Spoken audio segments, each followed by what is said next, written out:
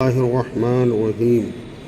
حضرت حاتم اصم رحمۃ اللہ علیہ جو مشہور بزرگ اور حضرت شقیق بلخی رحمۃ اللہ علیہ کے خاص شاگرد ہیں، ان سے ایک مرتبہ حضرت شیخ نے دریافت کیا کہ حاتم کتنے دن سے تم میرے ساتھ ہو؟ انہوں نے عرض کیا کہ 33 برس سے۔ فرمانے لگے کہ اتنے دنوں میں تم نے مجھ سے کیا سیکھا؟ حاتم رحمۃ اللہ علیہ نے عرض کیا 8 مسئلے سیکھے ہیں۔ حضرت شقیق رحمۃ اللہ علیہ نے فرمایا انا للہ و انا الیہ راجعون، اتنی طویل مدت میں صرف 8 مسئلے سیکھے؟ میری تو عمر ہی تمہارے ساتھ ضائع ہو گئی۔ حاتم رحمۃ اللہ علیہ نے عرض کیا کہ حضور صرف 8 ہی سیکھے ہیں، جھوٹ تو بول نہیں سکتا۔ حضرت شقیق رحمۃ اللہ علیہ نے فرمایا کہ اچھا بتاؤ وہ 8 مسئلے کیا ہیں؟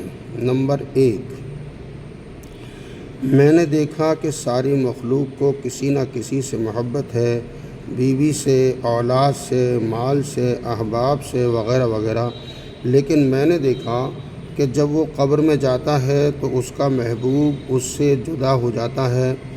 اس لیے میں نے نیکیوں سے محبت کر لی تاکہ جب میں قبر میں جاؤں تو میرا محبوب بھی ساتھ ہی جائے اور مرنے کے بعد بھی مجھ سے جدا نہ ہو۔ حضرت شقیق رحمۃ اللہ علیہ نے فرمایا کہ بہت اچھا کیا۔ نمبر 2، با، میں نے اللہ تعالیٰ کا ارشاد قرآن پاک میں دیکھا وَأَمَّا مَنْ خَافَ مَقَامَ رَبِّهِ، سورہ نازعات رکوع 4، اور جو شخص دنیا میں اپنے رب کے سامنے آخرت میں کھڑا ہونے سے ڈرا ہوگا اور نفس کو حرام خواہش سے روکا ہوگا تو جنت اس کا ٹھکانہ ہوگا۔ میں نے جان لیا کہ اللہ تعالیٰ کا ارشاد حق ہے۔ میں نے اپنے نفس کو خواہشات سے روکا یہاں تک کہ وہ اللہ کی اطاعت پر جم گیا۔ نمبر 3، جیم، میں نے دنیا کو دیکھا کہ ہر شخص کے نزدیک جو چیز بہت قیمتی ہوتی ہے، بہت محبوب ہوتی ہے، وہ اس کو اٹھا کر بڑی احتیاط سے رکھتا ہے، اس کی حفاظت کرتا ہے۔ پھر میں نے اللہ تعالیٰ کا ارشاد دیکھا ما عندکم ینفد وما عند اللہ باق، سورہ نحل کی آیت نمبر 96، جو کچھ تمہارے پاس دنیا میں ہے وہ ختم ہو جائے گا، خواہ وہ جاتا رہے یا تم مر جاؤ، ہر حال میں وہ ختم ہوگا، اور جو اللہ تعالیٰ کے پاس ہے وہ ہمیشہ باقی رہنے والی چیز ہے۔ اس آیت شریفہ کی وجہ سے جو چیز بھی میرے پاس کبھی ایسی ہوئی جس کی مجھے وقعت زیادہ ہوئی، وہ پسند زیادہ آئی، وہ میں نے اللہ کے پاس بھیج دی تاکہ ہمیشہ کے لیے محفوظ ہو جائے۔ دال، میں نے ساری دنیا کو دیکھا کہ کوئی شخص مال کی طرف اپنی عزت اور بڑائی میں لوٹتا ہے، کوئی حسب کے شرافت کی طرف، کوئی فخر کی چیزوں کی طرف، یعنی ان چیزوں کے ذریعے سے اپنے اندر بڑائی پیدا کرتا ہے اور اپنی بڑائی ظاہر کرتا ہے۔ میں نے اللہ تعالیٰ کا ارشاد دیکھا ان اکرمکم عند اللہ اتقاکم، سورہ حجرات آیت نمبر 13، اللہ تعالیٰ نے کے نزدیک تم سب میں بڑا شریف وہ ہے جو سب سے زیادہ پرہیزگار ہو۔ اس بنا پر میں نے تقوی اختیار کر لیا تاکہ اللہ جل شانہ کے نزدیک شریف بن جاؤں۔ نمبر ہاں، میں نے لوگوں کو دیکھا کہ ایک دوسرے پر طعن کرتے ہیں، عیب جوئی کرتے ہیں، برا بھلا کہتے ہیں، اور یہ سب کا سب حسد کی وجہ سے ہوتا ہے کہ ایک دوسرے پر حسد آتا ہے۔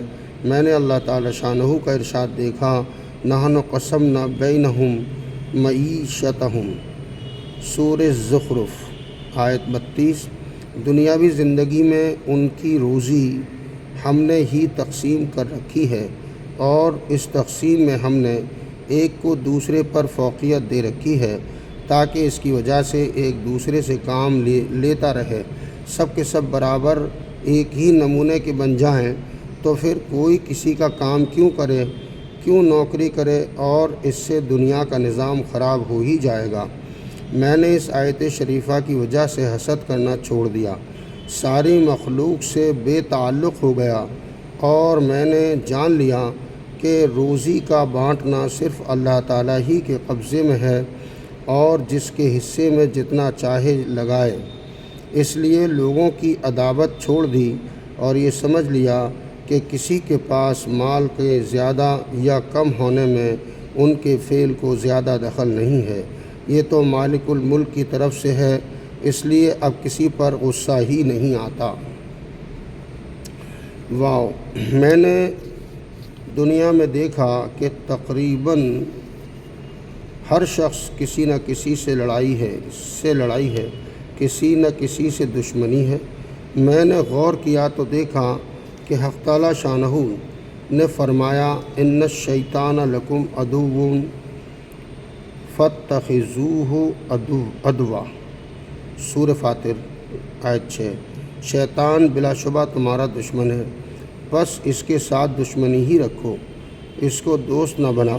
بس میں نے اپنی دشمنی کے لیے اسی کو چن لیا اور اس سے دور رہنے کی انتہائی کوشش کرتا ہوں، اس لیے کہ جب حق تعالیٰ شانہ نے اس کے دشمن ہونے کو فرما دیا تو میں نے اس کے علاوہ سے اپنی دشمنی ہٹا لی۔ 7 نمبر میں نے دیکھا کہ ساری مخلوق روٹی کی طلب میں لگ رہی ہے، اسی وجہ سے اپنے آپ کو دوسروں کے سامنے ذلیل کرتی ہے اور ناجائز چیزیں اختیار کرتی ہے۔ پھر میں نے دیکھا کہ اللہ جل شانہ کا ارشاد ہے وَمَا مِن دَابَّةٍ فِي الْأَرْضِ إِلَّا عَلَى اللَّهِ رِزْقُهَا، سورہ ہود آیت نمبر 6۔ اور کوئی جاندار زمین میں چلنے والا ایسا نہیں ہے جس کی روزی اللہ تعالیٰ کے ذمہ نہ ہو۔ میں نے دیکھا کہ میں بھی انہی زمین پر چلنے والوں میں سے ایک ہوں